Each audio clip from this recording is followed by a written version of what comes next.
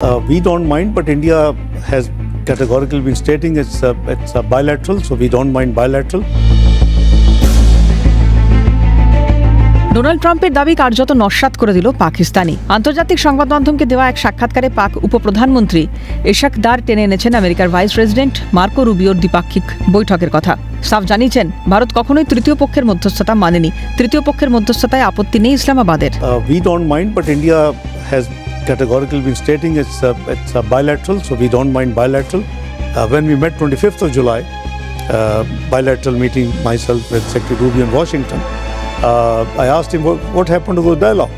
Says India says that it is a bilateral issue. We don't. So we are not begging for anything.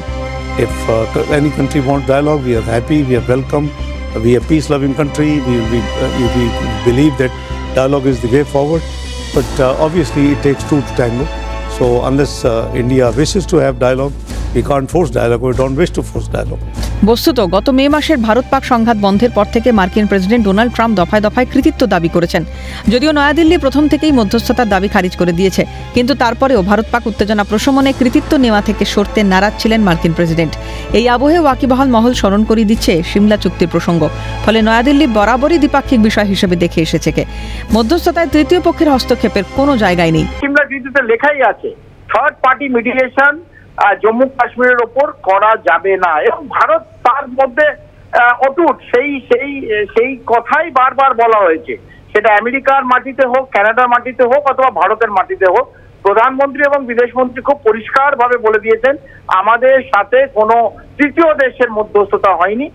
ওদের তরফ থেকে যখন DGMO request করেছিল, যখন পাকিস্তান হাঁটু গেড়ে 22 মিনিট কম্পনের পর বসে পড়েছিল, হাত জোর করেছিল ভারতের কাছে, তখন ভারত ক্ষমা ঘেন্না করে সেটাকে সিজ ফায়ার করেছে, থামায়নি এখনো। অপারেশন সিন্দুর চলছে। কিন্তু একটা জিনিস খুব পরিষ্কার হয়ে গেল, যারা বলছিল মধ্যস্থতা হয়েছে, এবং পাকিস্তান আজ পুরো বিশ্বের কাছে ক্লিয়ার করে দিল, যেটা ভারত বহুদিন ধরে বলে আসছে, কোনো তৃতীয় দেশের মধ্যস্থতায় অপারেশন সিন্দুর থামেনি। ওয়াকিবহাল মহল মনে করছে দারের মন্তব্য অস্বস্তির কারণ হয়ে দাঁড়ালো ট্রাম্পের কাছে।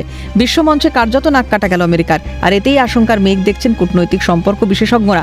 মনে করছেন নিজেদের প্রয়োজনে যা কিছু করতে পারে আমেরিকা, বিশ্বাস করার কোনো কারণ নেই।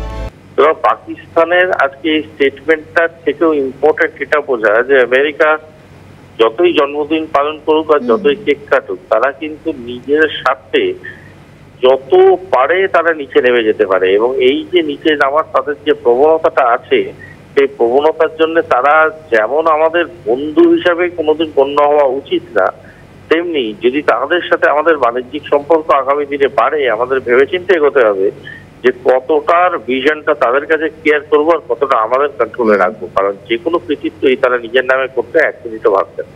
দারের বক্তব্যের পর ভারত পাক সংঘাত বন্ধে এবার নতুন কি দাবি করেন ট্রাম্প, এখন সেটাই দেখার। ক্যালকাটা নিউজ।